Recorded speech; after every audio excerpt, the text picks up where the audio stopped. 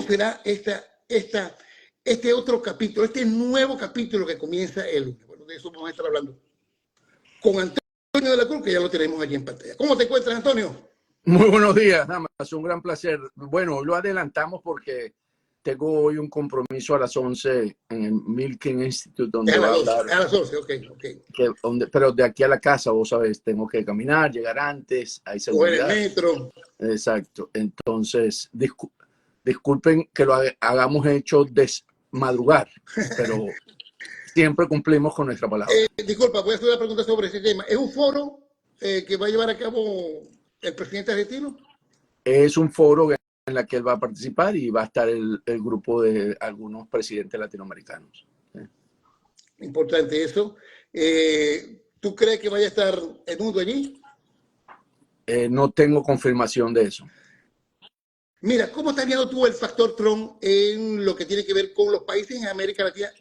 Yo creo que quien lleva la batuta en cuanto a las relaciones es justamente Javier Milei, o lo va a llevar Javier Milei, que, bueno, está lanzado a convertirse en un polo de desarrollo en América Latina. En este momento tiene el testigo, la batuta, ¿no? Y uno de sus puntos también tiene que ser para Milei el tema venezolano, desde Trump y desde los países de la Unión Europea. ¿Cómo verás tú la situación en el país, toda vez que desde el 10 tomó posesión justamente Maduro? Se esperaban 2 investiduras presidenciales, pero la que se impuso fue la de la dictadura. ¿Cómo estás viendo tú este factor bajo la eventual administración, la segunda, en su caso, de Donald Trump? Aquí en la ciudad de Washington, a Donald Trump se le considera que es un hombre impredecible en términos de las decisiones que toma. Es un hombre que actúa por su propia forma de cómo él ve el mundo en términos de las negociaciones y su intuición. Al ser un hombre de negocio, es un hombre que maneja mucho todas las decisiones en términos de cómo él considera que puede esperar un resultado. En ese sentido, él ha definido una agenda que es América primero y todo va a pasar de acuerdo a esos intereses que él ha manifestado en ese orden de ideas. Entonces, ¿qué ocurre? Él maneja ahí básicamente varios ejes importantes como es la migración, el proteccionismo de la economía estadounidense para poder crecer en las industrias, ¿verdad?, propias estadounidenses, la parte de que él hasta ahora siempre ha sostenido de que en su primer mandato no hubo guerras, por lo tanto es un hombre que no va a iniciar guerras en el mundo, si partimos de ahí, ¿verdad? Él cree en la parte fiscal de reducir los gastos en términos de los impuestos, reducción de impuestos para fortalecer a los sector privado y poder traer la inversión nuevamente a Estados Unidos, y cree en la que este país va a crecer y a ser una referencia a nivel mundial. Y en ese sentido, entonces, tenemos que ver las agendas en América Latina. En América Latina, el Trump va a prestarle atención en aquellos países donde las empresas y las industrias estadounidenses van a tener una gran oportunidad y van a ser aliados en este sentido. Se me olvidó nombrar que el otro eje que él tiene es contra China. O sea, él entiende que China es su gran competencia y por lo tanto es su gran enemigo. Y en ese sentido, él va ¿Lo ve como enemigo a los chinos o lo ve como una competencia? O sea, me está diciendo que desde es el punto de vista empresario. como hombre de negocio lo ve como competencia, pero al ser competencia es algo de que yo tengo que evitar, de que me esté tomando el mercado, si lo queremos ver desde el punto de vista de un hombre de negocio. Entonces, en ese sentido, él va a parar la penetración china en términos de su competencia para él poder crecer más y establecer las industrias estadounidenses en una posición mucho mejor. Entonces, ¿qué tenemos? Tenemos entonces, como lo señalaste tú, un Milei que viene haciendo unas reformas en Argentina que le está permitiendo crecer y cada vez va avanzando, derrotando también la inflación. Entonces va consolidando el modelo libertario en su país. Y eso definitivamente va a ayudar a alinear su agenda con el presidente Trump, a quien quiere respeto y por lo tanto está en la ciudad desde el día de ayer y ha estado en varios actos. Es una de las referencias definitivamente. En ese sentido, Milei también anda buscando cómo volver a traer capitales a Argentina. Entonces, podríamos estar viendo una alianza para ganar en términos de aprovechar todo el potencial que tiene Argentina en términos de recursos, ¿verdad? Y cómo Estados Unidos podría entrar y lograr desarrollar conjuntamente en el sector privado la parte de estos recursos. Entonces, Colombia siempre ha sido un aliado natural de Estados Unidos. O sea, lo que ocurre es que con Petro en la presidencia no va a ser tan cercano en ese sentido. O sea, van a haber diferencias porque Petro apuesta al control del impacto ambiental y ahí asoma otro eje de la agenda América Primero, que es desarrollar todas sus capacidades energéticas dentro de Estados Unidos. ¿En qué sentido? En que van a volver a abrirse los grifos de petróleo para poder surtir el mercado. Aunque Estados Unidos está produciendo hoy más de 13 millones de barriles día, la meta de Trump es seguir aumentando esas capacidades para no depender de ese recurso a nivel mundial. Y ahí sí tiene un impacto hacia Venezuela, porque hasta ahora Estados Unidos, en la administración anterior de Biden, venía sosteniendo que era importante que en Venezuela se aumentara la producción petrolera por la invasión de Rusia a Ucrania que había causado el incremento del precio del barril de petróleo. Y eso pensó esa administración, un planteamiento que hoy se ve que fue equivocado, porque lo que le ha permitido es obtener recursos al régimen de Maduro en términos de exportaciones petroleras. Si la producción petrolera de Venezuela cerró en 850.000 barriles día, de eso el 25%, ¿verdad?, es de Chevron. Y el aumento de esa producción que cerró el año anterior en unos 700.000, o sea, esos 100.000, 150.000 barriles que ha incrementado la producción venezolana, el 80-90% se debe a Chevron. Y ahí sí hay un eje o una acción en la que puede influenciar la administración nueva, que considera que no va a depender de esos recursos energéticos de Venezuela. ¿Cómo crees tú que vaya a ser la relación entre Trump y Chevron en el caso venezolano? Toda vez que, como lo ha dicho la propia representante María Elvira Salazar, y tú en diferentes espacios que has tenido, prácticamente es el ente que a nivel financiero está sosteniendo esta dictadura o ayuda a sostener esta dictadura, ¿no? Con el pago de aranceles e impuestos. Son más de 300 millones de dólares.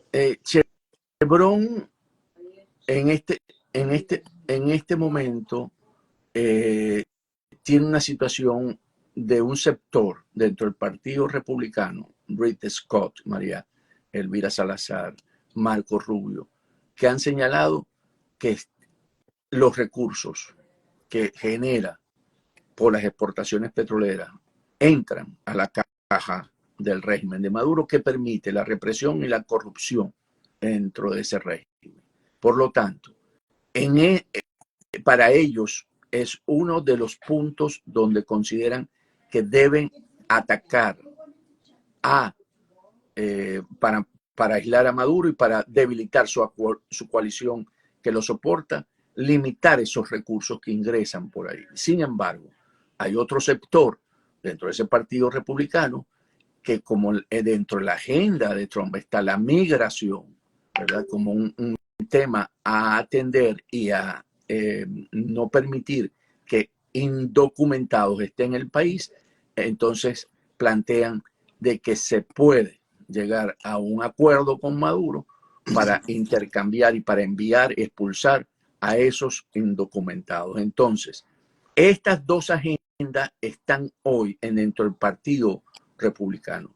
Por ahora, en estos días, la de bloquear los recursos que recibe Maduro ha tenido mucho impulso en los términos, en los medios de comunicación. ¿Okay? Lo vimos con María Elvira Salazar, lo vimos con la declaración del senador Rubio ante en el Congreso para su nombramiento como secretario de Estado, y lo hemos escuchado de Rick Scott.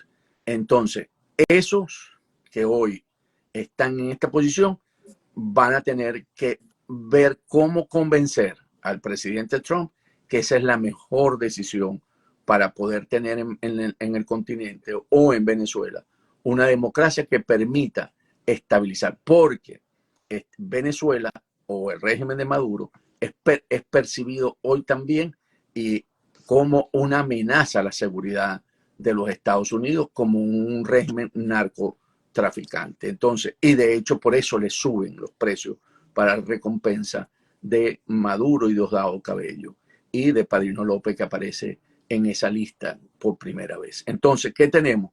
Tenemos que Trump, como es un hombre impredecible, va a tener que tomar esas decisiones después de resolver la agenda que se ha ido planteando en el Medio Oriente, Ucrania, Rusia, China, Taiwán. Entonces va a tener que mostrar cómo está viendo el régimen de Maduro. Allí hay muchos actores, ¿verdad?, que Trump ha nombrado, como Mauricio Clavel Caroni, como Mike Waltz, que va a ser su asesor de seguridad nacional, que conocen muy bien a Venezuela y que podrían tener una opinión y suministrarse al presidente para que tome la mejor decisión. Pero en base a lo que estás diciendo, fíjate que hoy es un día muy importante porque de alguna u otra manera pues hay disposición hacia la paz. Por ejemplo, hoy ya se está llevando a cabo un proceso de paz en el Medio Oriente, en Gaza específicamente, ¿no? Y esto es preámbulo de lo que va a ser esta toma de esta nueva administración de Trump a partir del lunes. Fíjate que estás señalando esto ya con respecto a que se están tratando de evitar los conflictos tanto en China con Taiwán como en Rusia con Ucrania, y eso va a ser un papel fundamental.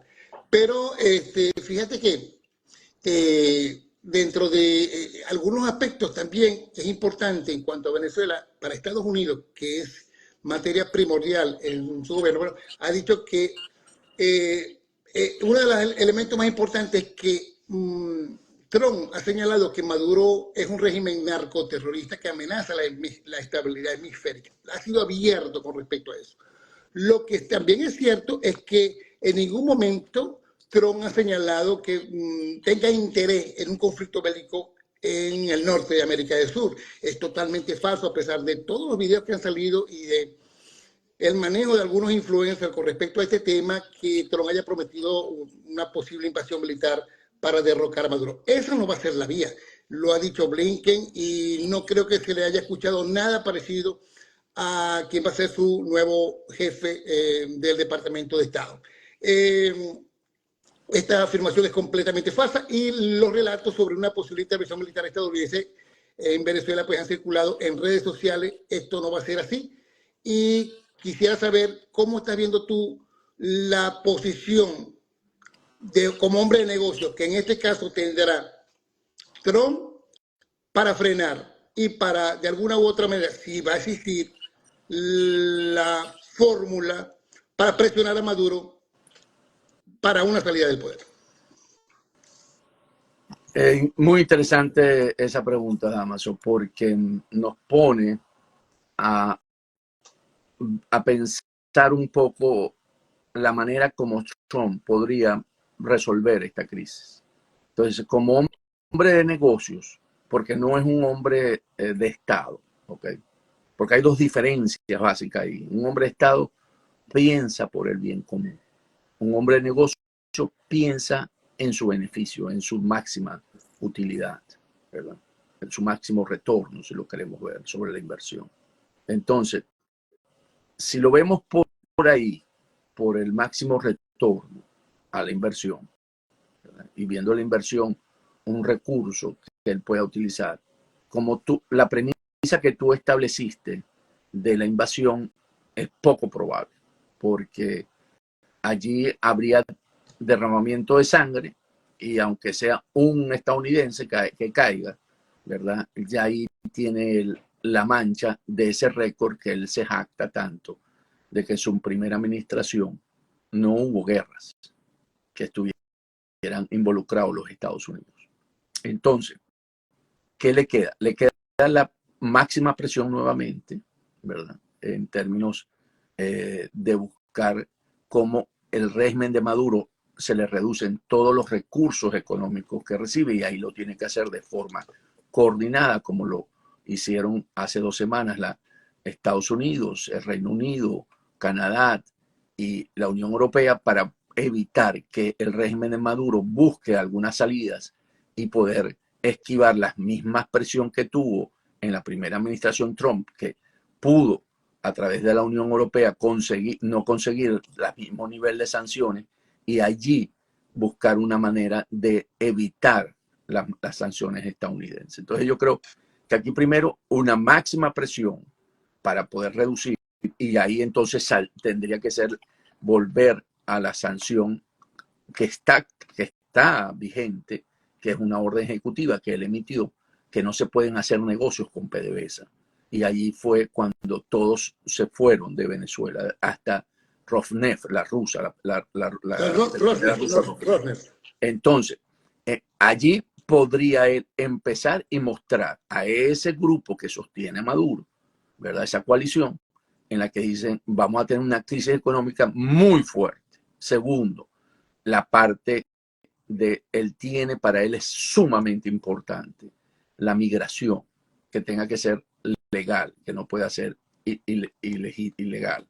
Entonces, allí él va a tener que coordinar con México y con el mismo Panamá, a pesar del incidente que tiene con el canal, de evitar que esas migraciones venezolanas, porque el arma que usa en Maduro para poder mostrar que hay una situación en la que no toleran los otros países porque no tienen las capacidades de sostener esa migración tan alta, va a tener que coordinar esfuerzos para ver cómo esa migración no sigue saliendo en Venezuela ante una situación en la que va a apretar la estabilidad económica del régimen de Maduro.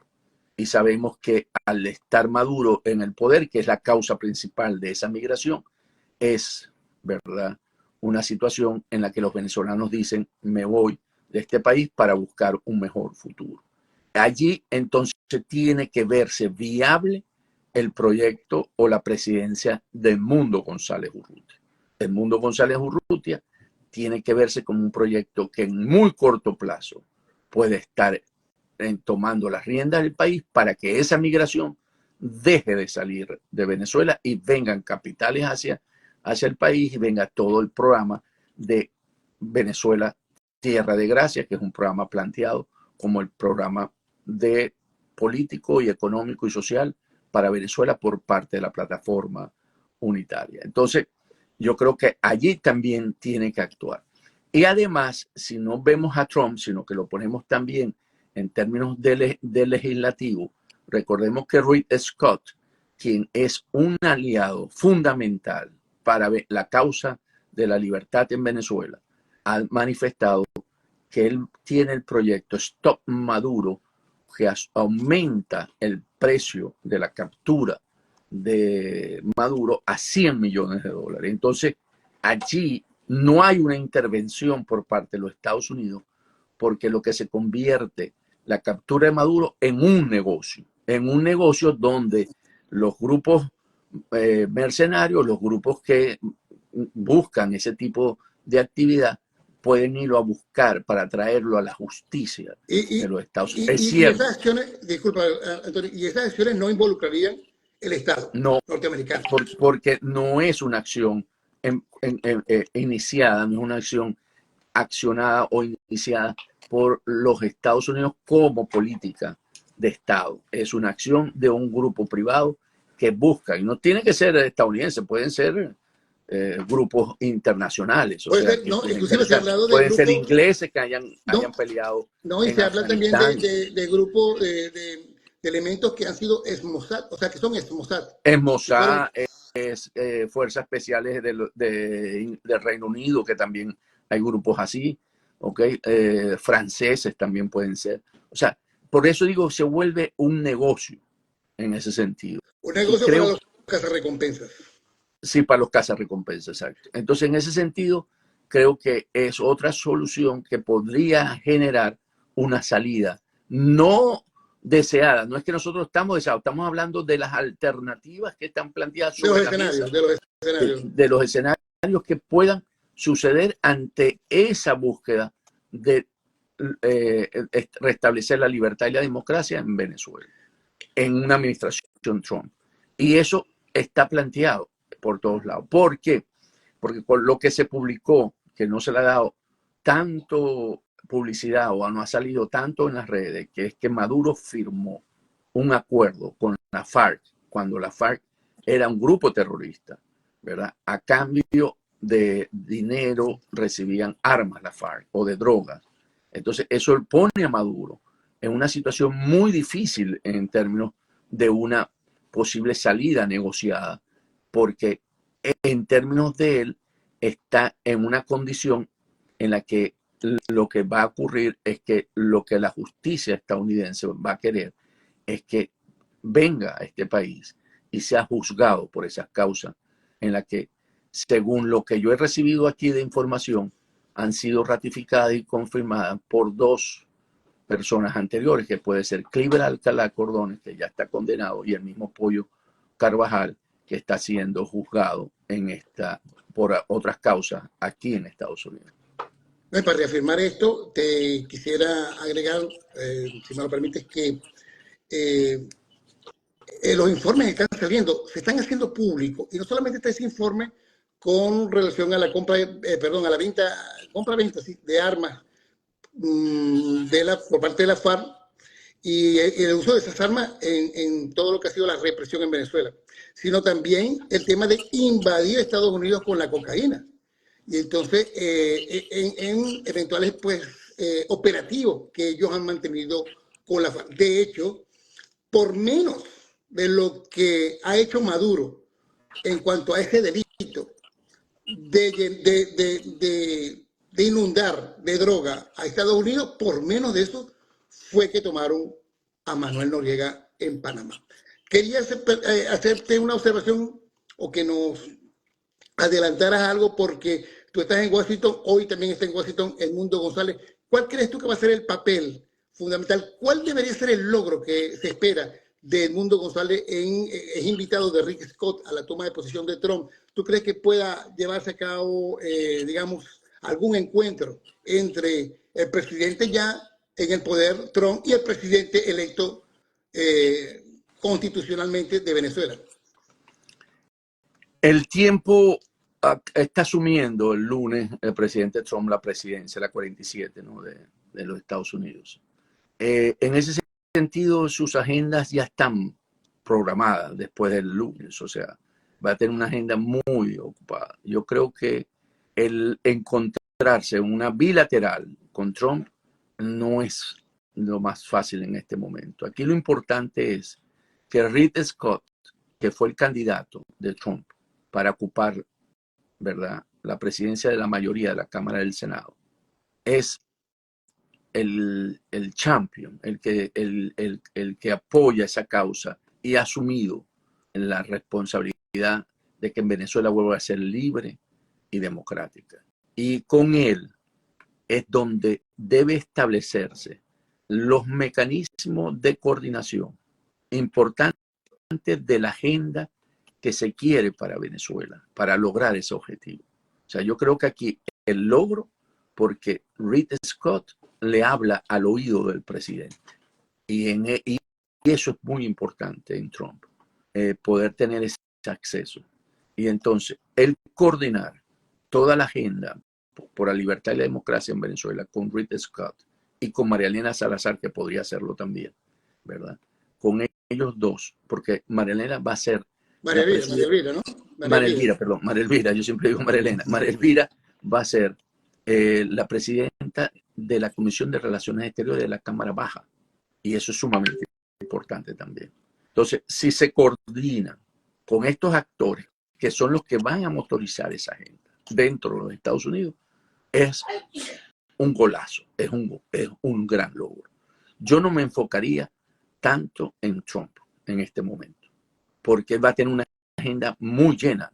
Apenas está terminándose el acuerdo en el Medio Oriente y él va a entrarle de una vez al acuerdo de paz con Ucrania. Rusia-Ucrania.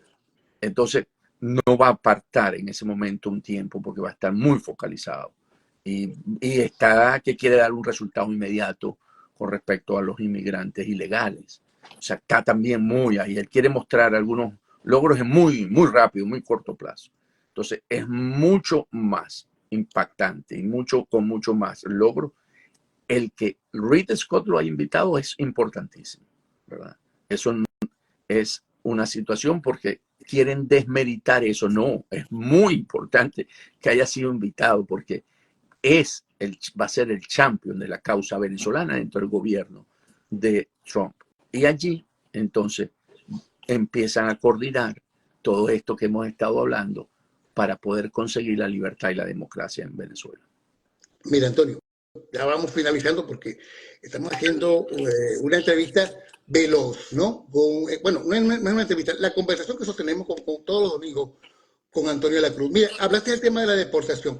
¿Tú no crees que Maduro podría usar la negativa a aceptar deportados como una herramienta política, como lo usa? Él utiliza mucho los secuestros de extranjeros como moneda de canje, ¿no?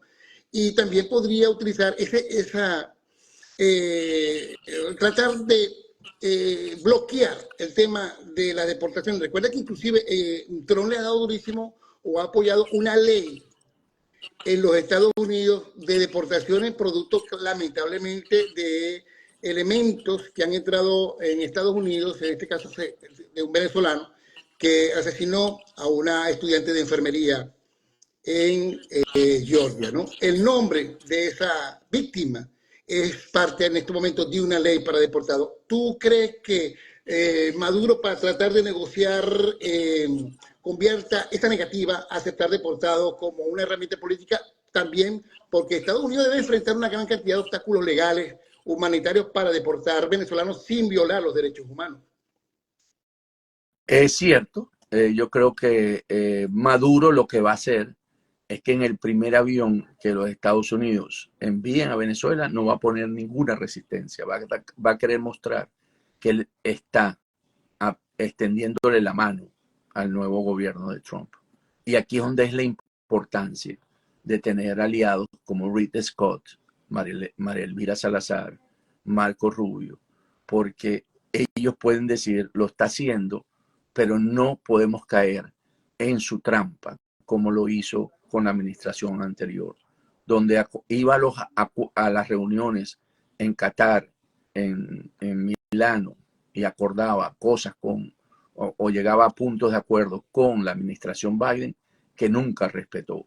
Entonces yo creo, porque hasta ahora el comportamiento de Maduro ha sido de traicionar los acuerdos. Entonces yo creo que esa voluntad que va a mostrar, y estoy seguro si eso ocurre en un escenario antes de que salga del poder, va a querer mostrar eso, de que él está dispuesto a colaborar con esa política de Trump. Y eso hay que hacerlo ver que es otra vez una estrategia para ganar tiempo y ver si se puede consolidar en Miraflores. Entonces, estoy de acuerdo contigo, él lo va a aceptar porque no lo va a enfrentar de primera, porque sabe que puede obtener consecuencias mucho más graves. Bueno, mira, vamos a leer algunas de las inquietudes que nos está dejando la gente. A ver, tenemos ahí Delgado 2012. Dice, ¿será que Damaso apoya la normalización del país? Yo con mis dudas. Bueno, te quedarás con tus dudas porque nuestro papel es en esta conversación y en todas las que sostenemos con respecto a la situación del país, a ver todos los escenarios posibles. Y no somos fans no tenemos la bandera de ninguna narrativa, estamos ahondando en todo tipo de información y entre mejor información podamos sacar mejor. Mira, también otra, ¿por qué Damaso Jiménez siempre defiende la posición de que Trump no sacaría al dictador? No estamos acá, defendiendo ninguna posición, estamos viendo ver cuáles son las verdaderas posibilidades que tenemos en este momento, porque Trump no, a veces la gente quiere escuchar lo que son sus deseos. Y realmente Trump en ningún momento ha hablado de invasión. Le hicimos énfasis en algunos videos que están en las redes sociales y no es el punto en este momento. Así que bueno, es nuestro papel. Me está criticando la actitud como periodista, pero mi actitud como periodista es darle el mayor cúmulo de informaciones a todos ustedes. A ver si tenemos otra, un poco más interesante, de inquietudes aquí. Y bueno, aquí tenemos... este es, te están felicitando por por el análisis que estás llevando a cabo y bueno, no tenemos ningún otro. Así que bueno, muchísimas gracias, Antonio. Un gran No sé placer, si tienes algo para Damaso. despedirte ya, ¿no? De lo que va a ser esta reunión, que bueno, Yo foro, yo te mantendré informado y si tengo alguna oportunidad de informarte algo, pues que lo saquemos por USA.org. Mira, vamos a estar pendientes de lo que ocurra, por supuesto, el Por lunes. supuesto, estamos pendientes y sabemos que el próximo domingo volvemos a nuestro horario normal a las 11 de... No, 12 del mediodía, hora del este, 1 p.m. en Venezuela. Un gran abrazo. Feliz domingo. Un gran abrazo también a toda la gente que estuvo con nosotros y que va a seguir esto, por supuesto, a través de @Damaso Jiménez en Instagram y Ande la Cruz Piso por Instagram también y nuestros canales de YouTube y, por supuesto, por aquí, por la website que siempre les informa al respecto, que es venezuelausa.org. Muchísimas gracias, Antonio. Un placer, Damaso. Saludos.